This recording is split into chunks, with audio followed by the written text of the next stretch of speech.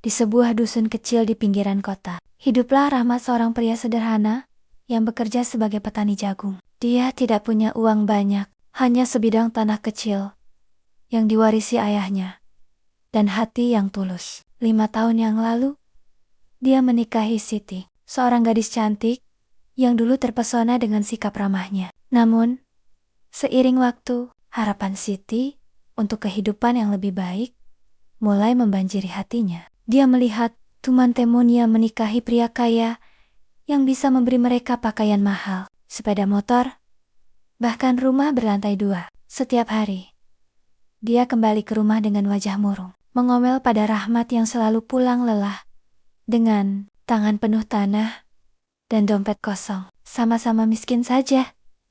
Apa gunanya kamu hidup? Kamu tidak bisa memberi apa-apa padaku, ujar Siti satu malam, menyiram air hangat ke atas baju kerja Rahmat yang baru saja dicuci. Rahmat hanya diam, menahan air mata. Dia sudah berusaha sekuatnya selain bertani. Dia juga bekerja malam sebagai buruh bangunan untuk menambah penghasilan. Tapi itu masih tidak cukup bagi Siti. Kehinaan semakin sering terjadi. Di depan tetangga, Siti menyalahkan Rahmat yang tidak berdaya dan bodoh, tidak bisa mencari pekerjaan yang lebih baik. Dia bahkan melarang Rahmat untuk berbicara dengan kerabatnya, khawatir akan dikecam karena menikahi pria miskin. Suatu hari, kakak laki-laki Siti yang bekerja sebagai pengusaha datang mengunjungi. Dia melihat kondisi Rahmat dan berkata dengan nada sombong, "Kakak, cerai saja dia.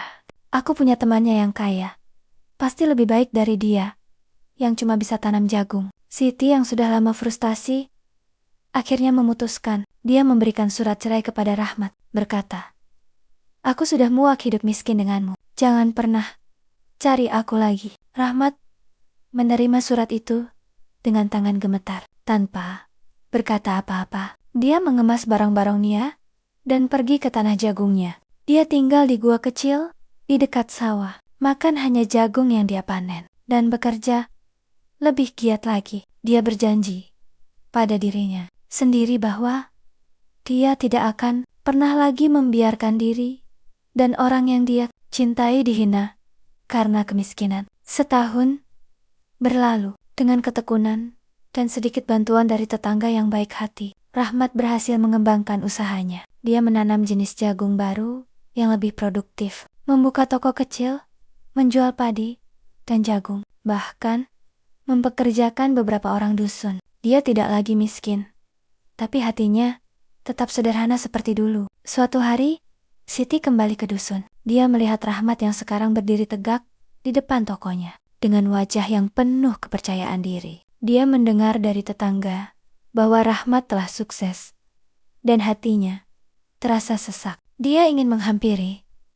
tapi malu. Rahmat melihat Siti, tapi hanya tersenyum lembut.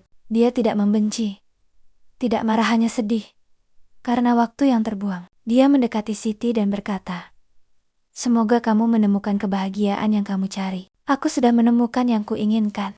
Setelah itu, Rahmat terus mengembangkan usahanya. Tokonya semakin ramai, dan dia bahkan mulai memproduksi beras dan jagung olahan yang dijual ke kota. Meskipun sudah punya uang dan nama, dia tetap tinggal di rumah sederhana di dekat sawah. Dia tidak mau lupa akar-akarnya. Beberapa kali, tetangga dan kerabat menyarankan dia untuk mencari istri lagi. "Kamu sudah sukses sekarang, pasti banyak gadis yang mau jadi istrimu," kata Pak Imam, tokoh terhormat di dusun. Tapi Rahmat selalu menyenyum saja. Dia tidak mau mencari istri karena kekayaannya. Dia ingin yang menerima dia apa adanya, bahkan kalau nanti dia kembali miskin. Suatu hari, saat dia sedang memeriksa sawah, dia melihat seorang gadis muda sedang membantu neneknya memetik bayam di kebun sebelah. Gadis itu bernama Linedia.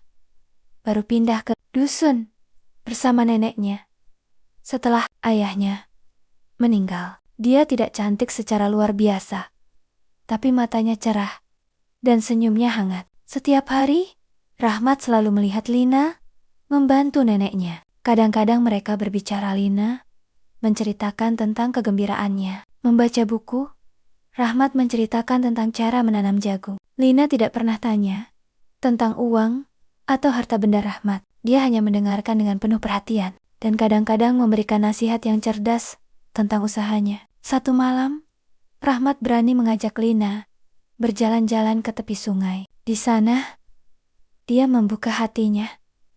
Lina, aku pernah dihina dan diceraikan karena miskin. Sekarang aku punya sedikit uang, tapi aku takut mencari istri lagi khawatir. Mereka hanya mau kekayaanku. Apakah kamu mau jadi istriku? Menerima aku apa adanya? Lina tersenyum. Matanya penuh air mata. Rahmat, aku sudah melihat siapa kamu sebenarnya, pria yang rajin, tulus, dan tidak lupa akar. Uangmu tidak pernah penting bagiku. Yang penting adalah hatimu yang baik. Mereka menikahi di dusun dengan acara sederhana, hanya dihadiri oleh tetangga dan kerabat yang dekat. Siti, yang masih tinggal di kota, mendengar kabar pernikahan itu. Dia tidak menangis lagi, cuma tersenyum hampa, menyadari bahwa kebahagiaan yang dia cari bukanlah uang, tapi seseorang yang mencintainya sepenuhnya. Setelah menikah, Lina membantu Rahmat mengelola usahanya. Mereka bekerja bersama di sawah, berbagi cerita di malam hari, dan membangun rumah tangga yang penuh kasih dan saling menghargai. Rahmat menyadari bahwa kebahagiaan yang sesungguhnya bukanlah ketika kamu kaya, tapi ketika kamu punya seseorang yang menerima kamu apa adanya, bahkan di saat terburukmu.